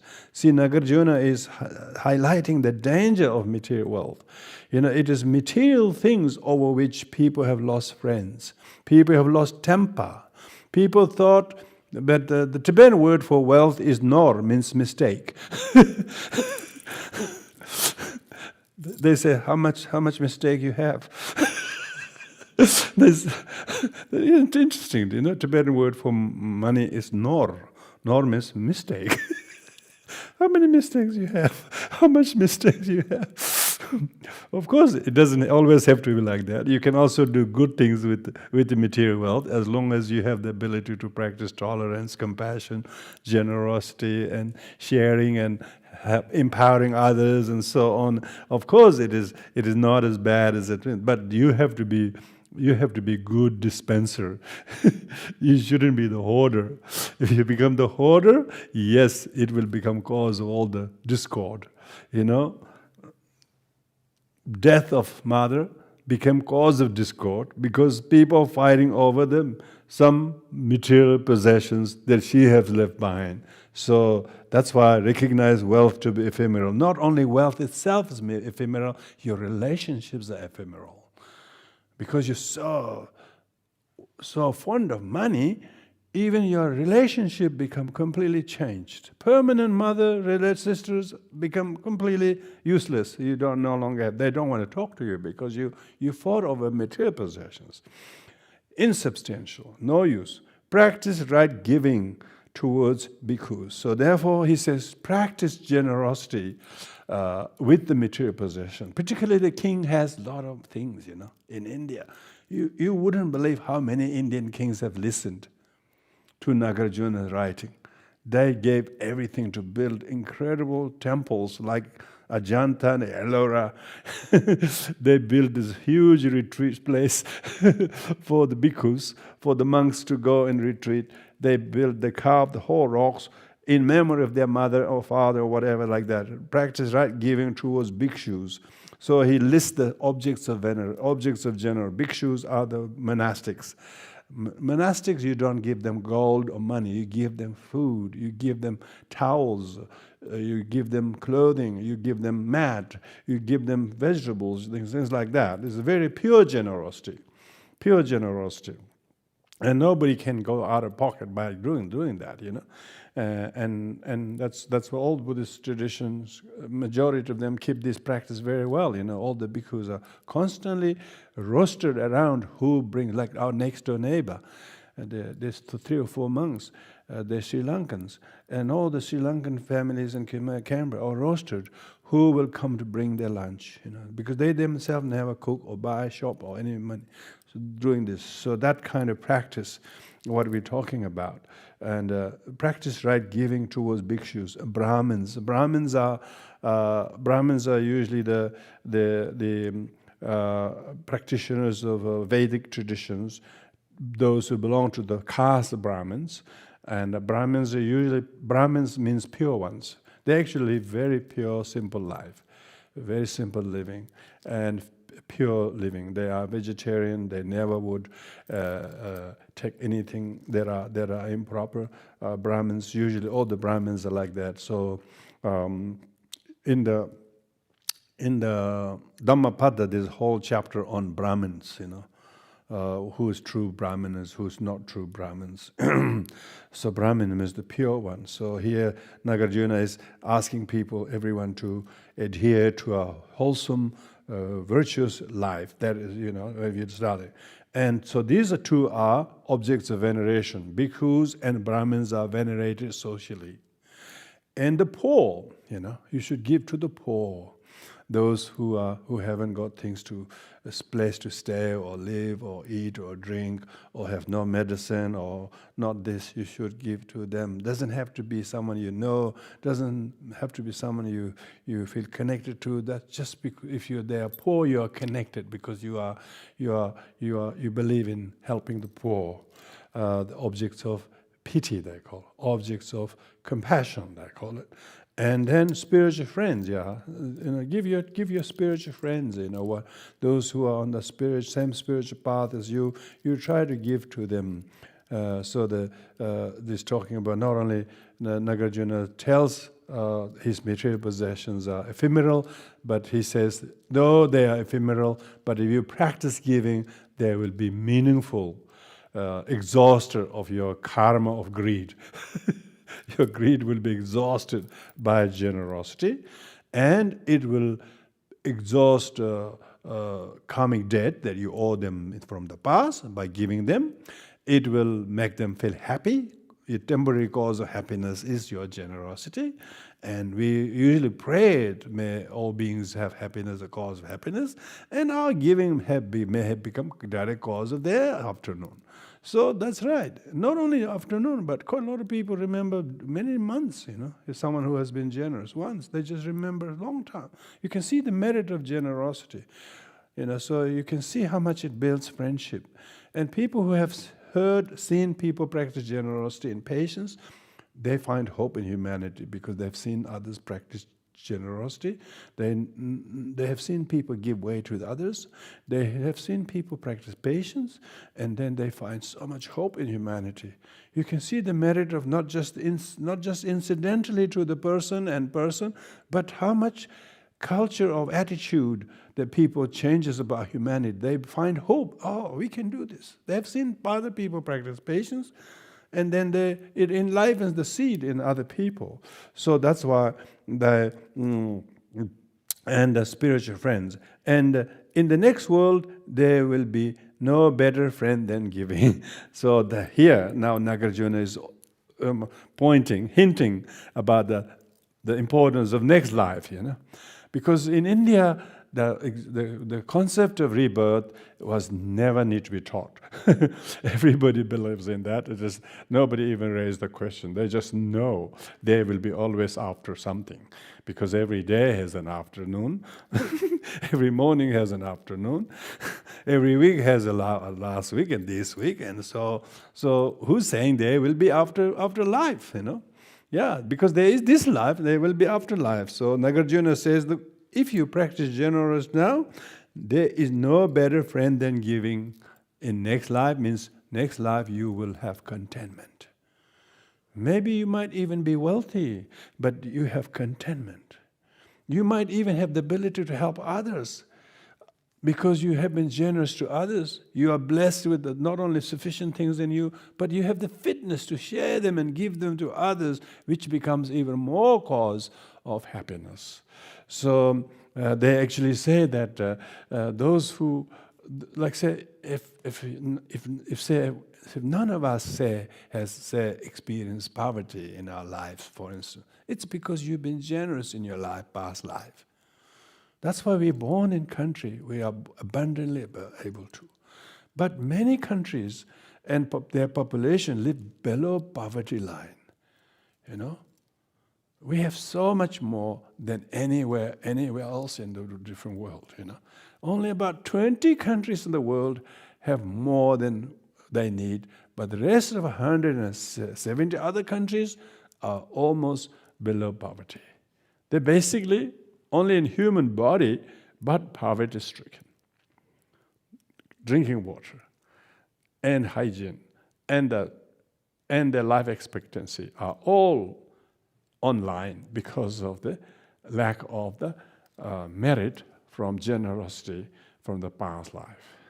So those who are enjoying all the luxury and abundance and good health and amazing social services in this government, these are merit of our past generosity. And we should, likewise, we should be grateful with those things, not misuse them, not abuse them, but rejoice the incredible system. And if you don't have to take them, don't take them. And rejoice the fact that they still continue to help millions who need them. And they're so fortunately born in a country where these things are readily available, whereas others would not have even for a day or a week, let alone whole of their life. So he says, there is no better friend than giving. If you're giving, the one who gives lives, they call it. So here the king, Nagarjuna has asked the king to practice generosity, because kings got a lot of things, You wouldn't believe how the kings and the royal family have. and most of them are pretty badly haunted also. Because they didn't give, so they are born as a ghost. Ghost to keep them, to look after them. Of course they can't enjoy. So it's terrible, Rely on an unbroken and blameless morality. So now, he's elaborating. The verse number 6 elaborated generosity. Because in the verse number 4, he says, out of the 6 collections, he listed generosity, morality, and deity. Now, in verse number 6, he elaborated the importance of practicing generosity. Now, on verse number 7, rely on an unbroken and blameless morality, which is not mixed and uncorrupted. Morality is the foundation of all virtues, as is the earth for all animate, inanimate things. So the earth is the foundation, or is the environment on which both inanimate trees or animate living beings are based. Likewise, like morality is the foundation, and here it talks about the. So here talking about the broken and blameless morality. So unbroken meaning that if you have taken up a vow or precepts, so of course then going against that would constitute broken.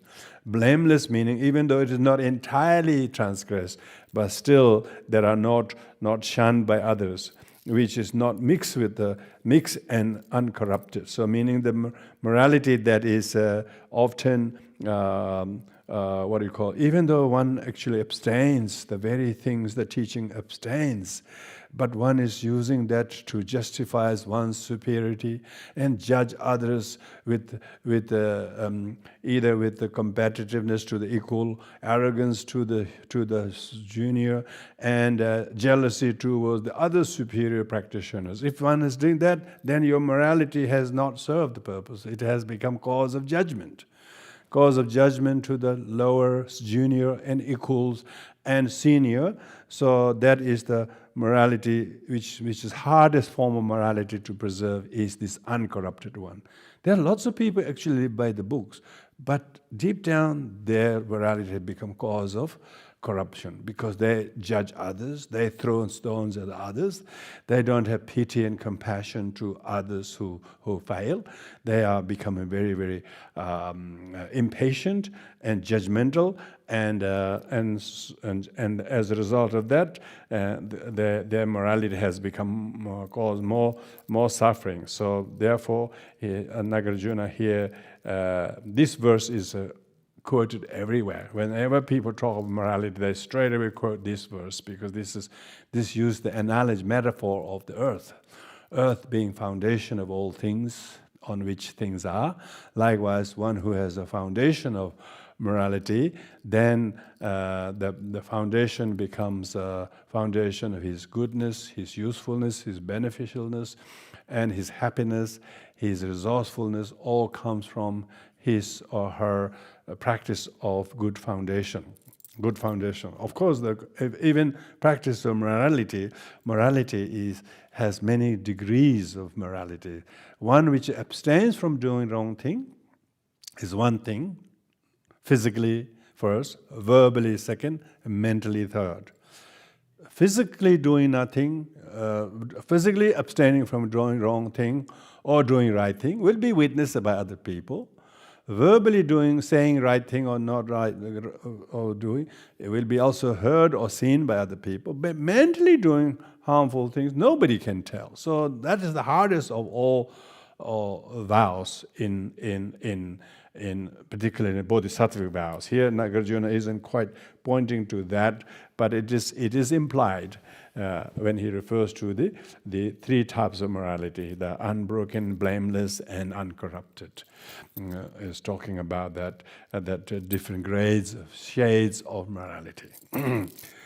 One who himself or herself observe all the abstentions and practice, and third one is to purify one's own mind, meaning even those who are blameworthy, do wrong things, say wrong things, what does he think and say about them? So the one who is a person who has the highest perfect morality will not pass judgment to the others' flaws and corruptions. Why? Because doing so will contradict with his own practice, even though he is abstained himself. So that's why there are these many different layers of morality. When he lists about the unbroken, blameless, and unmixed and uncorrupted, meaning the first is broken and blameworthy and corrupted. So those three has quite a lot of commentary in the long commentaries. So this is the elaboration. The verse number 7 is elaboration of the morality. Then he lists the other 6 perfections in the verse number 8. Giving morality, patience, diligence, concentration, likewise wisdom, develop these immeasurable parameters, and having crossed the ocean of existence, become the Lord of victors. So this is now he's listing all the 6 parameters. This is in order to reach higher stages of the enlightenment and liberation from samsara, one has to practice these 6 parameters, of which the morality, generosity, morality, are the first 2 already. And in practicing generosity, morality, it causes a lot of impatience. People practice these things, but they become frustrated not being able to keep up their morality, or not being able to see others practicing that, become frustrated, and people become impatient. So the patience is the harder than first 2. So these 6 parameters, giving, dana paramita, morality, shila paramita, patience, that shanti paramita.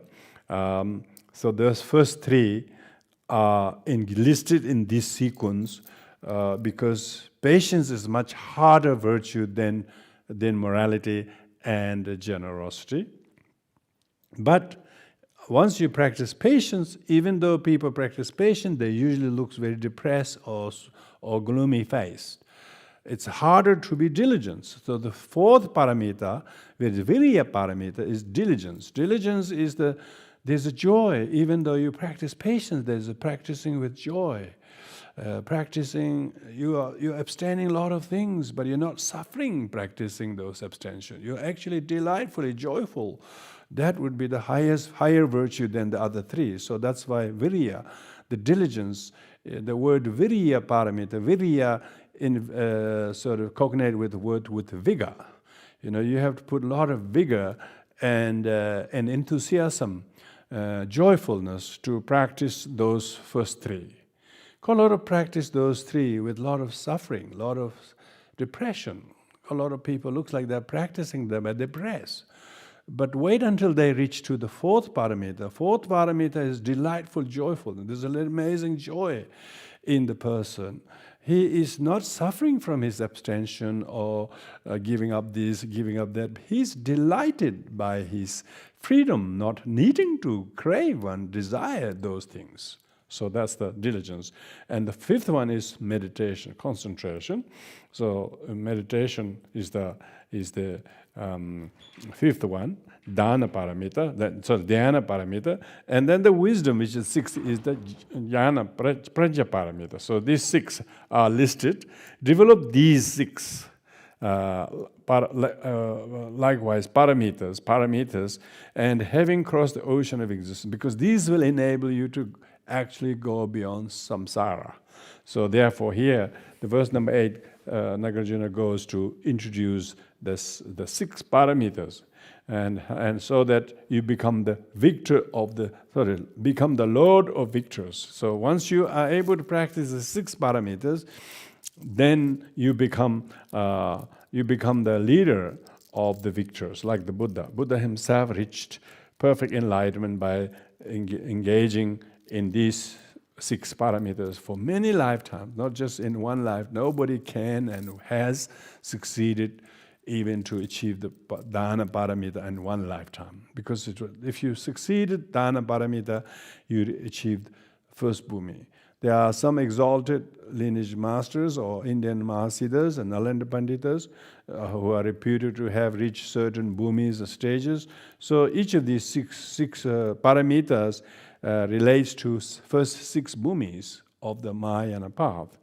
And so when you reach those stages, of course you are destined to become the Lord of victors. So we will conclude here tonight, and we'll continue from there. Next week onwards, I'll be away for 2 weeks, but I've asked Jamyangla here to go and read through this, and I'll leave the commentary to text for him also to go through. So I'm very glad that you have been very diligent attending this teaching on the letter to a friend. We have covered the first 8 verses and things. All the succeeding texts goes to build the more finer aspects of the teachings that are distilled essence of the words of the Sukhatas that Nagarjuna mentioned. So any kind of reflection on this, what you heard or what you have already know, the Dharma, remembering the triple gem, remembering the 6 recollections and 10 virtues, the 6 parameters, and these are just straight away listed in these very first 8 verses. And that's how Nagarjuna introduced the Dharma in his letter to a friend. What do you write in a letter to a friend? I remember a letter to a daughter by Nehru. Nehru, who was in prison, wrote a letter to his daughter Indira Gandhi, and there's a book a letter to a daughter, and it's very much similar. It's all about teaching about Indian morals, because while he's in prison, he sent everything in the letter. It's all about this kind of things. So I remember that reading in one of my high school textbooks, and that was, of course, not a poem like this, but is written in prose. A letter from Nehru wrote to his daughter about the future. Of course, Gandhi and Indira Gandhi are not related, but nor is Nehru. But Indira Gandhi adopted the name Gandhi not because because her husband's name came from Gandhi. So actually, she's the daughter of Nehru, not Gandhi family. Just a side distraction there. Thank you very much, everyone. Let's do the dedication of merits from listening, reflecting, thinking. Like this has many power for you to remember these teachings, and then make your walk sugata. You walk from good to better and better and better, where you think, where you perceive, where you change opinions, because the teaching has taught you to remember the way how to improve. Because Nagarjuna likened the moon shining on the white color of the building, so the teaching is always shining like the moonlight, and you are whitened or brightened. Maybe brightened is a better word. Thank you. We do the dedication merit on page 10. Om Bades Mere Me Ovaga Da Deva Menzage Omneze Me Aile Beredo Bevronde Ojana Bada Dezenede Herenda Mahayana Dije whatever merit I have, me hobe beganst and levels to hold the Mahayana digi courage manju wode as ama drabadra delaiwa following the example Aja de Odmer Mede Excellent Body Jeda Tebe Verenaya Danza Verha Spembo Medengr Frele Vedadi Generation.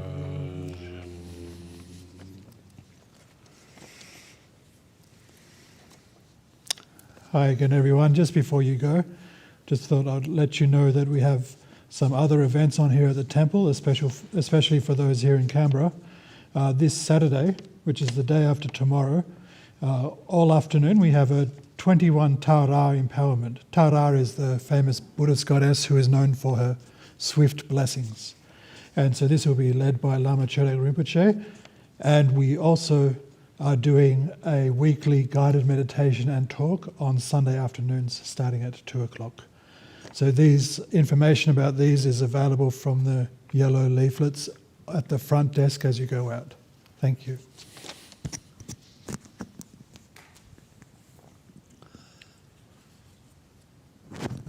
Thank you, everyone.